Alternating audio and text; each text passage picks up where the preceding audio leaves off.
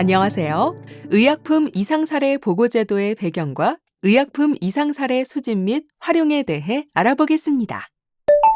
여러분은 시판 후 약물감시 제도가 어떻게 시작되었는지 알고 계신가요? 약물감시의 의미에 대해 먼저 설명드리겠습니다. 약물감시는 영어로 팔마코비질런스입니다. 약을 뜻하는 빨마콘과 지켜보고 경계하다는 뜻의 비지레이어가 합쳐진 용어입니다. 약물 감시란 약의 사용을 지켜보고 경계하는 활동으로 의약품의 전 주기에 걸쳐 의약품 안전성 관련 문제에 대해 수행하는 모든 과학적 활동을 말합니다. 우리나라의 의약품 등 시판 후 안전관리 기준에도 약물 감시가 정의되어 있습니다. 약물 감시란 의약품 등의 이상 사례 또는 안전성 관련 문제의 탐지, 평가, 해석, 예방에 관한 과학적 활동을 의미합니다. 약이 개발되는 과정에서 임상시험을 통해 유효성과 안전성을 입증하지만 시판 전 임상시험만으로는 안전성을 확인하는 데 한계점이 존재합니다. 그 한계점이 드러난 여러 사건들 중 대표적으로 탈리도마이드 사건이 있습니다. 1957년 독일 그린엔탈사가 개발한 단기 수면 진정제 탈리도마이드는 임신 초기 입덧 완화 효과로 많은 임산부들이 복용했었습니다.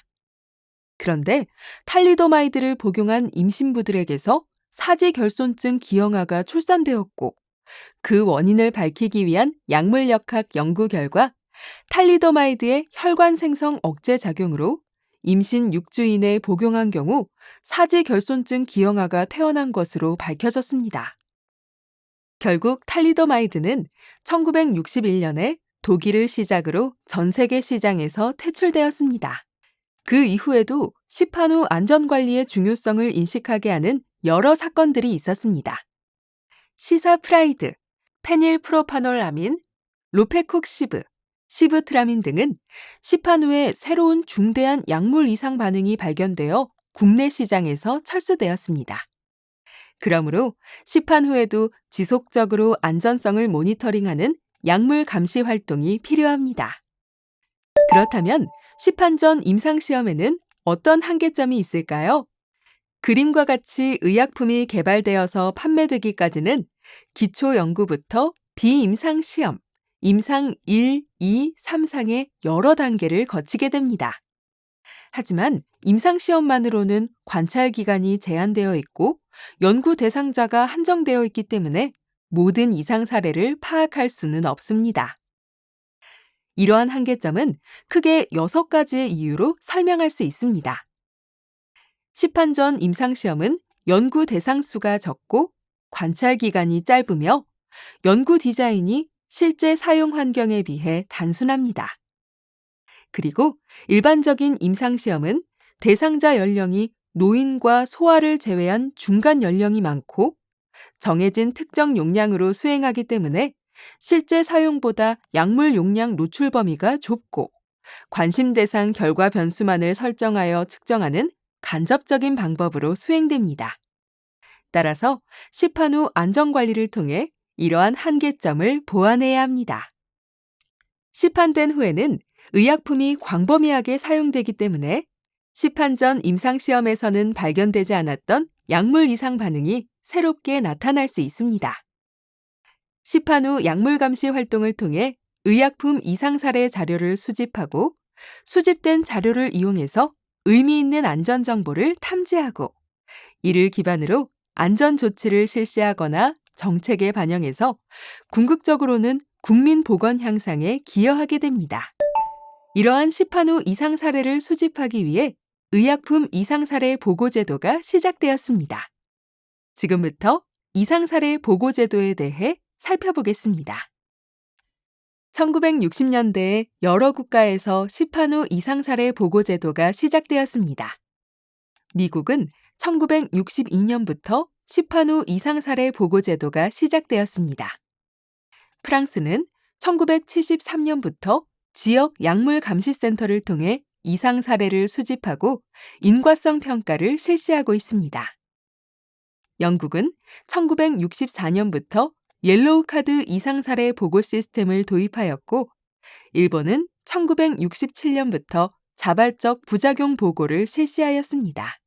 세계보건기구 WHO는 1968년 국제 약물 모니터링 프로그램을 운영하여 전 세계로부터 이상 사례를 수집하기 시작했습니다.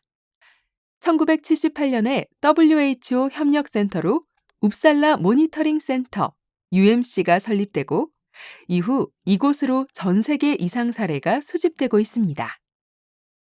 우리나라는 1988년부터 자발적 부작용 보고 제도가 시작되었고 1992년도에 UMC 회원국으로 가입하여 이상 사례 자료를 교류하고 있습니다.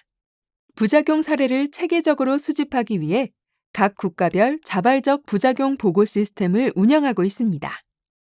미국은 매드워치, 유럽은 유드라비질런스, 영국은 옐로우 카드 시스템을 운영하고 있고 우리나라는 의약품 안전나라 의약품 통합 정보 시스템을 운영하고 있습니다. 이러한 시스템을 통해 수집된 의약품 이상 사례 자료들은 분석을 거쳐 국가 정책이나 행정 조치의 근거로 사용되고 있습니다. 우리나라는 과거 이지 드러그를 시작으로 이상 사례 보고 시스템을 발전시켜 왔고 2012년 한국의약품안전관리원이 설립되면서 케어스를 통해 이상 사례를 수집했습니다. 2021년 6월부터는 국제 조화된 서식으로 의약품 통합 정보 시스템을 통해 이상 사례를 수집하고 있습니다. 일반인, 의학 전문가, 제약회사 등 누구나 의약품 복용 후 발생한 이상 사례를 보고할 수 있습니다. 수집된 이상 사례는 실마리 정보 검색과 분석 평가를 통해 안전 정보로 생산되어 제공됩니다.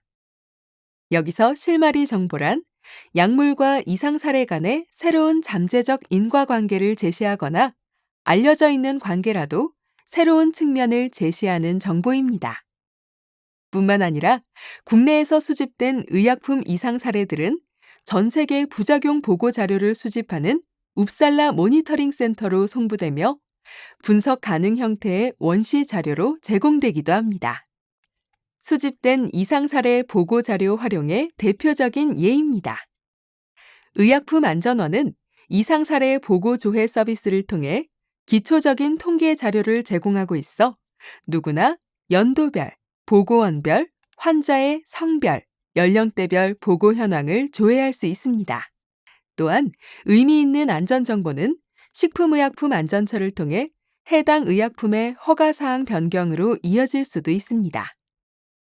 확인된 실마리 정보나 안전조치 내용은 키즈 실마리 정보 알림이를 통해 공개되고 있으며 WHO 뉴스레터에 실마리 정보를 게재하여 국제적으로 안전 정보를 공유하고 있습니다.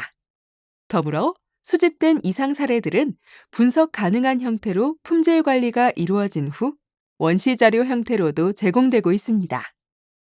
대학 등 연구기관, 의료기관, 국가 및 공공기관, 제조 수입업체에서 의약품 안전성 연구 및 모니터링 등을 위해 요청할 수 있습니다.